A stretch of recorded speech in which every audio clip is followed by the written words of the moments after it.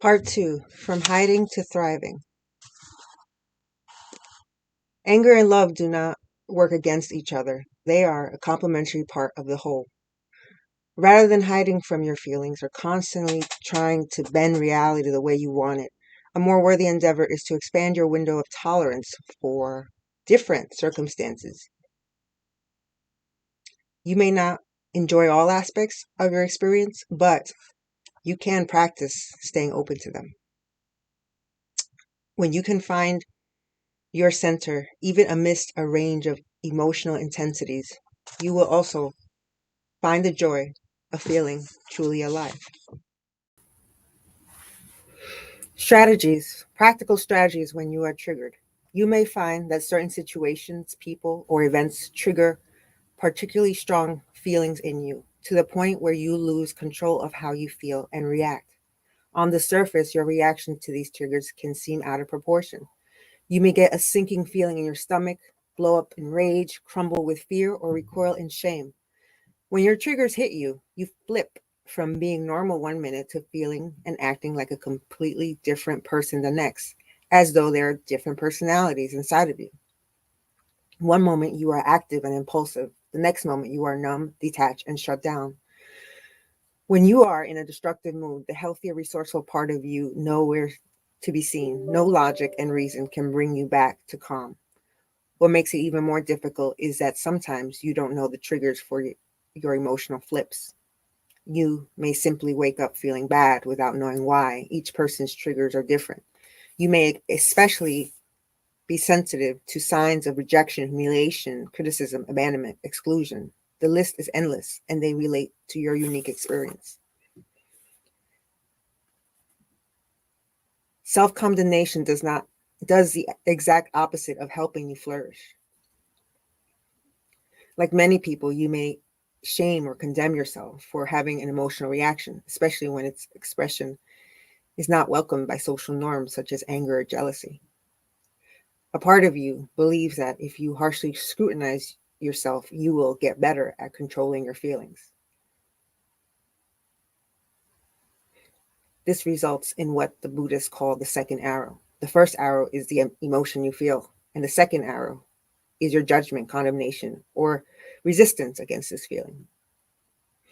As you add further injury to the original pain, you may just end up in a loop of depression, feeling anxious about your anxiety, or in a downward spiral shame. Pause and attend. Just as you feel a strong feeling emerging in you, slow down. Take 10 deep breaths.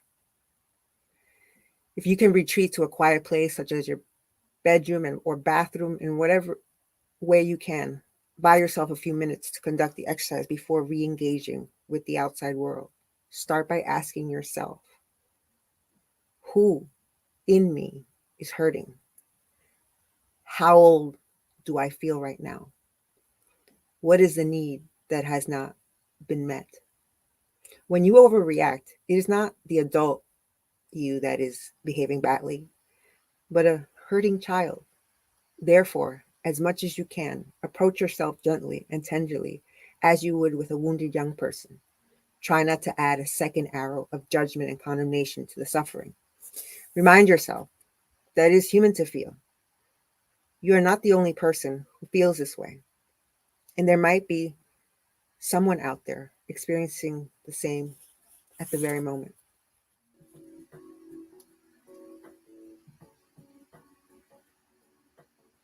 Your relationship with your family.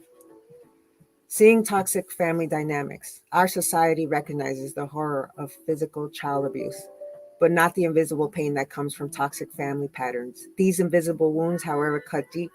Often it is not what was said, but what was not said that hurts.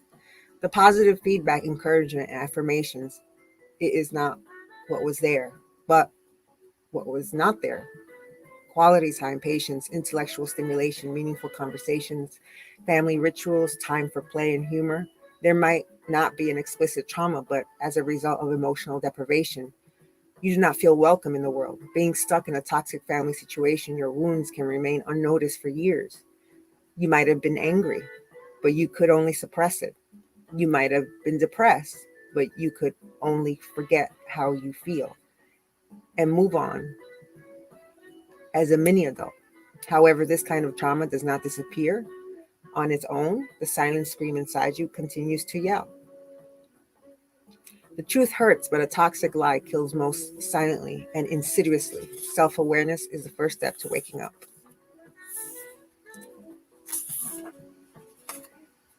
Having needy or intrusive parents. Babies have a natural symbiotic relationship with their mothers at birth. At some point, however, they must separate from their parents and forge their own paths. This is a developmental task for not only the child, but also the parents, who must learn to let go and contain their anxiety.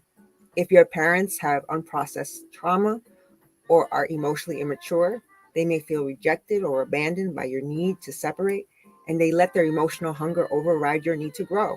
Needy parents intrude on your boundaries because they relate to you not as a separate person, but more like a possession or an extension of themselves. Their behaviors hamper your ability to become independent in these different ways. They are over concerned or overprotective, but the rules they try to enforce come from their anxiety rather than your needs. They infantilize you by talking to you in a patronizing or phony manner, or they put you in a sick role, emphasize your incompetence, or portray you to be much less capable than you actually are. They act as though you are a part of them, such as speaking for you, going through your belongings, barging into your room, or making big and small decisions on your behalf.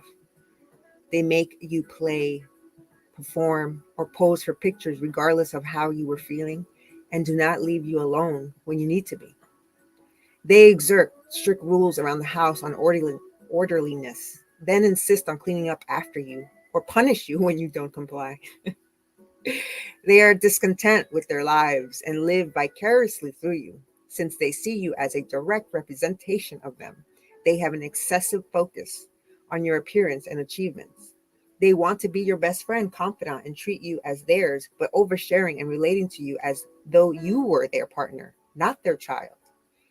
You feel guilty when you make a new friend, don't spend time with them, or share less of your life with them. They don't set any boundaries, even when as a child you could benefit from some. They are afraid of conflicts and therefore never model discipline or assertiveness for you. Anxious parents convey the messages: don't go, you can't go, I cannot survive without you, don't grow up, the world is a dangerous place, or even you cannot make it on your own. Behind their need to control is often their fear of not being needed. They may be dissatisfied with their own lives or marriage and use their children as a way of filling the inner void.